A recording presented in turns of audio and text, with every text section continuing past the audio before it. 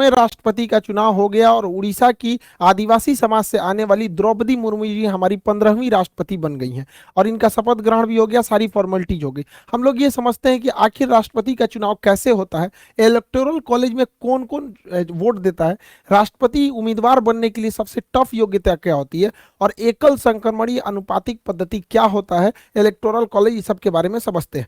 देखिए, हमारा देश जब बन रहा था, संविधान बन रही थी, तो भारत को रिपब्लिक न रख के ना ही गणराज्य रखा गया, दोनों कॉमन रखा गया। देखिए, रिपब्लिक किसे कहते हैं, हिंदी में इसे हम लोग गणराज्य कहते हैं। गणराज्य उसे कहा जाता है जहां राष्ट्राध्यक्ष का चुनाव होता है। देखिए, राष्ट्रपति हमारे देश के प्रमुख है, शासन के प्रमुख नहीं है। तो जहां कहीं पे राष्ट्राध्यक्ष का चुनाव होता है उसे हम लोग कहते हैं गणराज्य कहेंगे। तो हमारा देश जो है, हमारे राष्ट्राध्यक्ष राष्ट्रपति हैं और उनका चुनाव भी होता है, तो उस हिसाब से हम रिपब्लिक भी आ जाते हैं, गणराज्य आते हैं। लेकिन डेमोक्रेसी किसे कहते हैं, तो डेमोक्रेसी जो होता है जिसमें शासनाध्यक्ष का चुनाव होता है। शासनाध्यक्ष हमारे यहाँ प्रधानमंत्री है, तो हमारे यहाँ शासनाध्यक्ष का भी चुनाव होता है और हमारे यहाँ राष्ट्राध्यक्ष का भी चुनाव होता है। तो इस हिसाब से हम लोग हो गए डेमोक्रेटिक रिपब्लिक, मतलब हमारे यहाँ डेमोक्रेसी भी है और रिपब्लिक भी है, यानी लोकतंत्रात्मक गणराज्य है। गणराज्य इसलिए क्योंकि राष्ट्राध्यक्ष के रूप में बैठे राष्ट्रपति का चुनाव हो रहा है, और लोकतंत्र इसलिए क्योंकि शासनाध्यक्ष के रूप में बैठे प्रधानमंत्री का चुनाव हो रहा है। तो हम लोग लोकतंत्रात्मक गणराज्य अर्थात डेमोक्रेटिक रिपब्लिक है। ये हमारी प्रस्तावना में भी मिलता है। हम भारत के लोग, देखिएगा, हम भारत के लोग भारत को एक संपूर्ण प्रभुत्व संपन्न समाजवादी पंथ निरपेक्ष एवं लोकतंत्रात्मक गणराज्य बनाने के लिए, यानी हम लोकतंत्र और गणराज्य दोनों में डेमोक्रेटिक रिपब्लिक, यानी हमारे यहाँ राष्ट्रपति का चुनाव होगा। अब ये राष्ट्रपति के चुनाव में कौन उम्मीदवार खड़ा होगा इसका डिसाइड करना जरूरी है। तो संसद के 3 अंग होते हैं, लोकसभा, राज्यसभा और राष्ट्रपति। राष्ट्रपति संसद का एक अंग है। तो कहेगा संसद के सदन कितने होते हैं, तो 2 सदन, लोकसभा और राज्यसभा। लेकिन अंग कितने होते हैं, तो 3 अंग हो जाते हैं। तो उसी में एक अंग का चुनाव, सभी अंगों का चुनाव होता है, लोकसभा का चुनाव होता है, राज्यसभा का चुनाव होता है, तो राष्ट्रपति का भी चुनाव होता है। 5 सालों पर राष्ट्रपति का चुनाव होता है।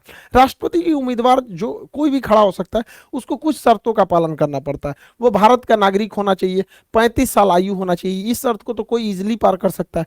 पागल नहीं होना चाहिए, दिवालिया भी नहीं होना चाहिए। दिवालिया उसे कहते हैं कि जो इतना कर्जा ले लिया है और अपने इनकम से ज्यादा कर्जा ले चुका है, चुका ही नहीं पा रहा है, जैसे विजय माल्या, नीरव मोदी, मेहुल चौकसी, ये लोग दिवालिया हो चुके हैं।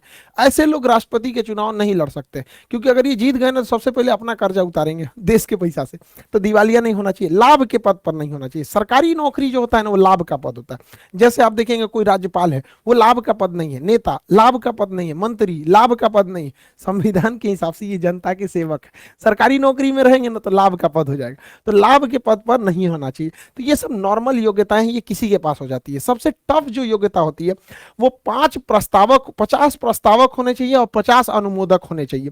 प्रस्तावक और अनुमोदक मतलब होना चाहिए कि जो व्यक्ति खड़ा होना चाह रहा है कि हाँ, हम राष्ट्रपति के चुनाव में लड़ना चाहते हैं, जैसे इस बार यशवंत सिन्हा जी थे और द्रौपदी मुर्मू जी थे, तो उनके लिए संसद के किसी भी सदन से, चाहे वो लोकसभा हो चाहे वो राज्यसभा हो, 50 ऐसे लोगों की जरूरत है जो इनका प्रस्ताव आगे ले जाएं कि हम चाहते हैं कि यह व्यक्ति चुनाव में खड़ा हो।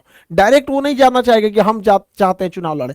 50 प्रस्तावक होना चाहिए। हो सकता है कि 20 ठो प्रस्तावक लोकसभा से, 30 ठो का जुगाड़ वो राज्यसभा से कर ले, या कुछ इसमें से कुछ उसमें से करके उसे टोटल 50 प्रस्तावक चाहिए। जब 50 प्रस्तावक हो जाएंगे तो उस 50 के समर्थन में अलग से 50 अनुमोदक होना चाहिए कि हाँ, यह व्यक्ति के साथ हम खड़े हैं, यह जिसे चाहता है कि नहीं, ये भी व्यक्ति चुनाव लड़े, हम फेवर में हैं। तो यानी ओवरऑल आपका 100 सांसदों से अच्छा संबंध होना चाहिए, तब ना आपका 50 ठो प्रस्तावक आएगा और इसके अलावे अन्य 50 ठो अनुमोदक होंगे। वो आप कहीं से ला सकते हैं, चाहे वो लोकसभा से ला सकते हैं या राज्यसभा से लाते हैं, कोई जरूरी नहीं है कि 50 यहीं से। हो सकता है आपका 50 लोकसभा से प्रस्तावक हो जाए, 50 राज्यसभा से अनुमोदक हो जाए।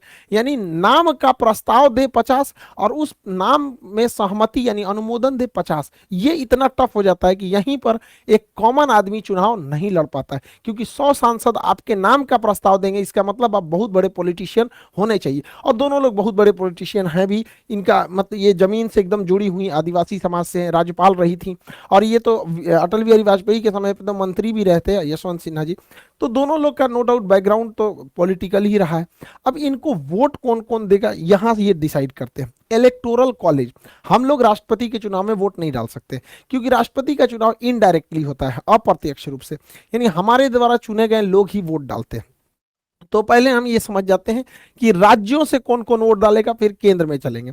देखिए, राज्य के लिए कानून बनाने की जिम्मेदारी विधानमंडल का होता है, और विधानमंडल जो होता है हर एक राज्य में होता है। विधानमंडल हमारे यहाँ 28 राज्य जो है, अभी 28 राज्य।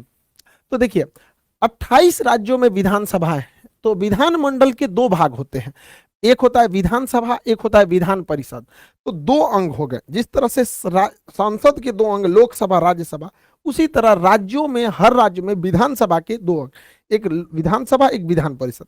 लेकिन विधान परिषद हर एक राज्य में नहीं है, पहले 7 राज्य में था, जम्मू कश्मीर तो टूट गया तो वहां का हटा ही दिया। टोटल 6 राज्यों में ही अभी विधान परिषद है। 6 राज्य, यूपी, बिहार, महाराष्ट्र, कर्नाटक, आंध्र प्रदेश, तेलंगाना। तो वो 6 राज्यों में विधान परिषद है, बाकी राज्यों में केवल और केवल विधानसभा होती है। तो राष्ट्रपति के चुनाव में कहा गया है कि विधान परिषद भाग नहीं लेगी। इसलिए कहा गया है कि विधान परिषद के लोग भाग नहीं लेंगे क्योंकि ये विधान परिषद हर एक राज्यों में नहीं है।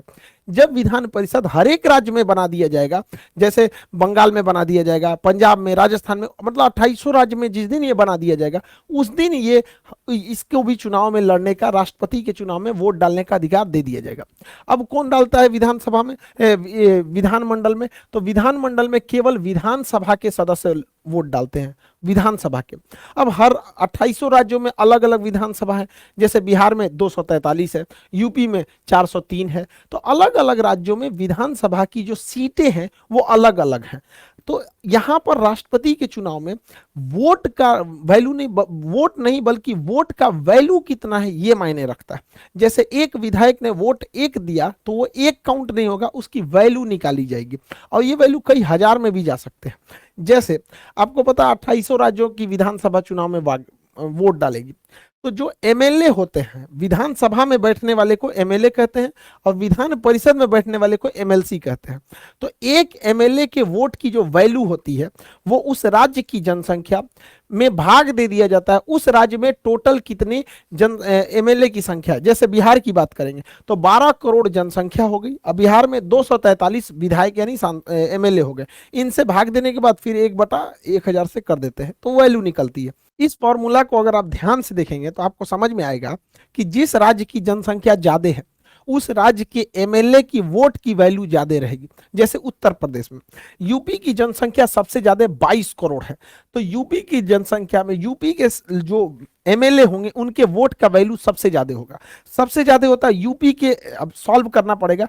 जैसे यहाँ 22 करोड़ जनसंख्या हो गई, बटा 403 विधानसभा के हैं तो उनको भाग देंगे, फिर 1/1000 करेंगे, तो ये वैल्यू जो निकलती है वो आती है 208। यानी अगर यूपी का कोई एक विधायक 1 वोट डालता है तो वोट काउंट होगा 1, लेकिन उसकी वैल्यू हो जाएगी 208। इस तरह से टोटल यूपी में 403 सीटें हैं, एक सीट की वैल्यू 208, तो 403 सीट की वैल्यू अकेले 83,824, यानी उत्तर प्रदेश से अकेले राष्ट्रपति को 83,824 वोट मिल जाता है, क्योंकि उत्तर प्रदेश की जनसंख्या ज्यादा है। उसी तरह अगर देखेंगे सबसे कम जनसंख्या सिक्किम में, तो सिक्किम की जनसंख्या बहुत कम है, तो सिक्किम की जनसंख्या बटा वहां के टोटल एमएलए की संख्या से भाग देंगे तो सिक्किम में एक एमएलए की वोट की वैल्यू बहुत ही कम होती है, लगभग 7, मतलब बस 7 होती है, और टोटल 32 सीट है, तो वहां सिक्किम पूरा स्टेट से महज 224 वोट मिल पाते हैं। तो देखिए यूपी इसलिए इलेक्शन के हिसाब से बहुत आगे है, मतलब फेमस है, उसकी वैल्यू बहुत ज्यादा है। इस हिसाब से जैसे हम यहाँ 2 यूपी का बताया, सिक्किम का बताया, हर एक राज्य का जब निकालेंगे तो 2800 राज्य के टोटल जो विधायक हैं 2800 राज्य में उसको मिलाएंगे तो 4033 टोटल एमएलए आएंगे, 4033। जैसे बिहार में 243, यूपी में 403, ऐसे टोटल मिलाएंगे 2800 राज्य की तो टोटल एमएलए आते हैं 4033, और हर एमएलए की वोट अलग अलग होती है, जनसंख्या पे डिपेंड करती है। टोटल 4033 को जोड़ेंगे तो वोट आता है 5,43,231, यानी हर 28 राज्य का अगर एमएलए वोट दिया राष्ट्रपति को तो टोटल वोट गया कितना, 4033, लेकिन उन वोटों की जो वैल्यू होती है वो हो जाती है 5,43,231। ये हो गया एमएलए का वोट। अब बात करते हैं जो केंद्र में सांसद बैठे हैं, सर एमपी बैठे हैं, उनके वोट की वैल्यू देखते हैं। तो उनका वोट का वैल्यू निकालने से पहले आपको यह पता होना चाहिए, तभी निकल सकता है, इसलिए पहले हम इसको बताएं। एमपी के वोट कैसे निकालते हैं? देश के लिए जो कानून बनाता है वो होता है संसद। तो संसद में लोकसभा और राज्यसभा में निर्वाचित